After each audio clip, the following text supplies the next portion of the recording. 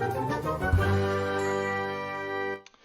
you guys, it's Badger here. Today we have a look at this little astronaut. It's also LED galaxy projector, and it is kind of cute. It's just sitting there, and his little helmet is sending out a signal, and then also has this green light on top to get some stars going. I'm not the biggest fan of that green light. I can't let you as much, so I will probably turn that off later on. As you can see, we got quite a bit of movement here as well for the little headpiece on this little guy, which is good. So you can actually figure out how to maneuver and how to set it up the way it should be. You got a little remote control to send out the signal as wanted, and then this little guy is gonna look all the way up in space and kinda, yeah, get your little space vibes going in your room, which is kind of cute and nice to see.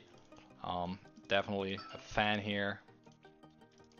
And yeah, this is what it looks like. And I think we can call this a day. Until next time, you guys.